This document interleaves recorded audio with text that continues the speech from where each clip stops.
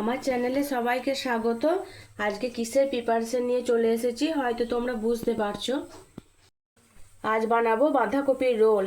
এই যে বাঁধাকপির পাতাগুলো আমি এইভাবে ছাড়িয়ে নিয়েছি, আর এইখান থেকে এইগুলো একটু ছিলে নিয়েছি। শক্ত থাকলে রোলটা ঠিক করা যাবে না। আর কি কি উপকরণ নিয়েছি দেখে নিন। এখানে নিয়েছি বেসন, চালের গুঁড়ো, সিদ্ধ আলু, আর গাজর গ্রেট করা, ধনেপাতা, ক্যাপসিকাম, বিনস, কাঁচা লঙ্কা। বসিয়ে দিয়েছি, পাতাগুলো একটু ভাপিয়ে নেব। এখানে পাতাগুলো আমি ভাপাতে দিয়ে দিয়েছি। পাতাগুলো একদম ভাপানো হয়ে গেছে, আমি তুলে নিচ্ছি একে একে।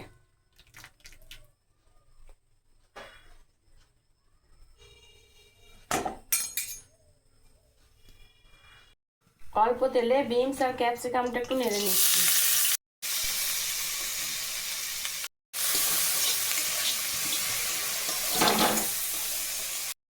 পুর বানানোর জন্য আমি রেডি করে নিচ্ছি। আলুটাকে একটু মেখে নিচ্ছি, আর এই যে গাজর দিয়ে দিচ্ছি, ধনেপাতা কুচি, কাঁচা লঙ্কা কুচি দিয়ে সব কিছু দিয়ে খুব ভালো করে মেখে নেব। পুর বানানোর জন্য আমি এখানে নিয়ে নিয়েছি কিছু গুঁড়ো মশলা। যে পুর আমার রেডি হয়ে গেছে, এবার বেসনটাকে ফেটিয়ে নেব। বেসনের মধ্যে দিয়ে দিয়েছি নুন, হলুদ, বেকিং পাউডার, আর এর মধ্যে দিয়ে দিয়েছি চালের গুঁড়ো। আর ভালো করে ফেটিয়ে নিচ্ছি।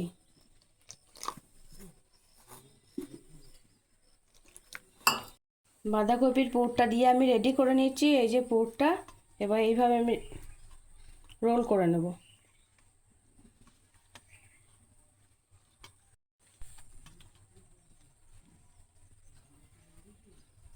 এটা টুথপিক দিয়ে গেঁথে নেব যাতে খুলে না যায়। সব পুর ভরা আমার রেডি হয়ে গেছে। এবার একে একে তেলে ভেজে নেব। বেসনে ডুবিয়ে এইভাবে ভেজে নিচ্ছি।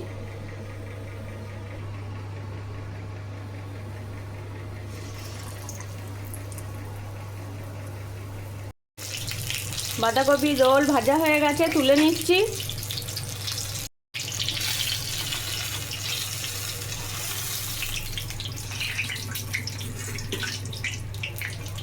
সব পকোড়া ভাজা হয়ে গেছে, সসের সঙ্গে পরিবেশন করছি। ভিডিওটা ভালো লাগলে লাইক করতে ভুলবেন না।